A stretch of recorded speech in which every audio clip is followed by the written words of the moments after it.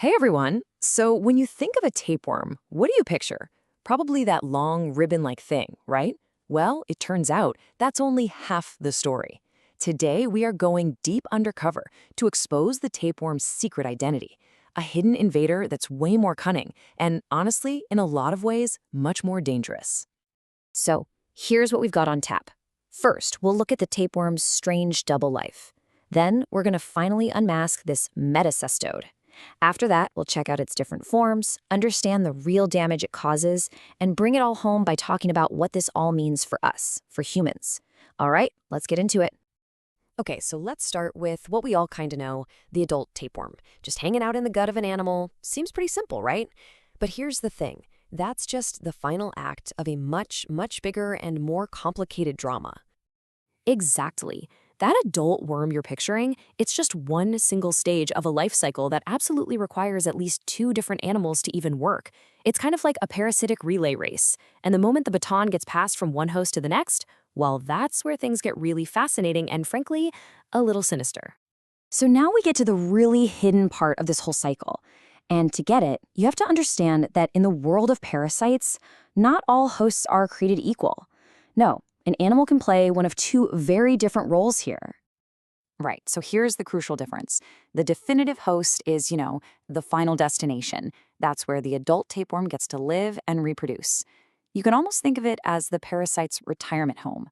But the intermediate host, that's the nursery. It's where the parasite's larval or immature stage has to grow up and just wait. And that larval stage, it has a name, the metacestode.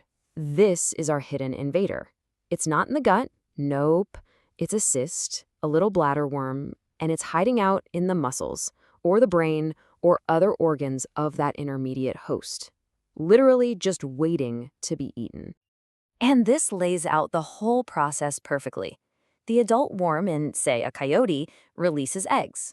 Those eggs get eaten by an intermediate host, maybe a sheep. Inside that sheep, the egg hatches and turns into a metacestode in its muscle tissue. Then, when the coyote eats that infected sheep, the metacestode activates, and boom, it grows into a new adult tapeworm. The circle is complete. But here's the twist. Not all metacestodes look the same. This little invader has a whole wardrobe of disguises, different forms that have evolved for all the different tapeworm species. It's a true rogues gallery of parasitic larvae. This shows you just how different they can be. I mean, it ranges from the pretty simple cistercious, which is just a single fluid-filled bladder with one future tapeworm inside, all the way up to the ridiculously complex hydadad cyst. That thing is like a whole city of future tapeworms and can grow to the size of a grapefruit. Each one is just a little ticking time bomb waiting for its next host. So, okay, we've met the invader. But what does it actually do to the poor intermediate host that it's hiding inside? This is not some harmless waiting game. The host pays a really steep price for this invasion. Yeah, these things are not just passive passengers. I mean, think about it. Having foreign bodies, these cysts growing inside your muscles, your organs, or even your brain, that causes real physical damage, and the effects can be absolutely devastating. The damage is really extensive. A growing cyst can just physically press on organs until they literally waste away. That's called pressure atrophy. As the little larvae migrate, they can tear through tissue, causing things like traumatic hepatitis in the liver. A conorrhous cyst in the brain of a sheep, it causes a disease called GID, where the poor animal just walks in circles. And if one of those giant hydatid cysts ruptures, it could release so much foreign material at once that it triggers fatal anaphylactic shock. It's just incredible.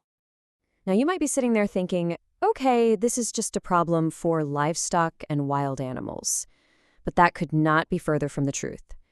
Humans can get caught right in the crossfire of these life cycles, and when we do, the consequences can be incredibly severe. And this right here perfectly illustrates the two very different ways we can get involved. Okay, scenario 1. You eat some undercooked meat that has a metacestode in it. You become the final host. You get an adult tapeworm in your gut. Not pleasant, for sure, but generally treatable. But scenario 2, you accidentally swallow the microscopic eggs, maybe from contaminated water or unwashed vegetables. Now you become the intermediate host. The parasite has no idea you're not a pig or a cow. It just follows its programming, and those metacestodes start forming in your tissues.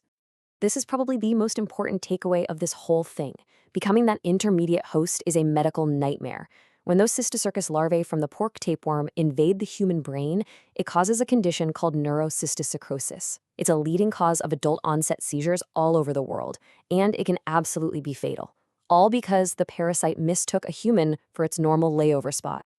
So you might be wondering, why doesn't our body just fight them off? Well, it tries.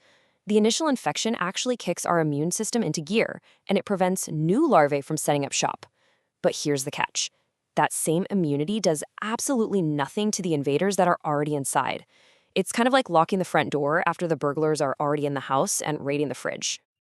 So when you step back, these Metacestodes are just masters of disguise and infiltration, playing this incredibly long game across multiple hosts. It really makes you wonder, with our world changing so fast, climate, farming practices, global food supply chains, how are these ancient and super complex life cycles going to adapt? What new challenges will these hidden invaders present to us in the years to come?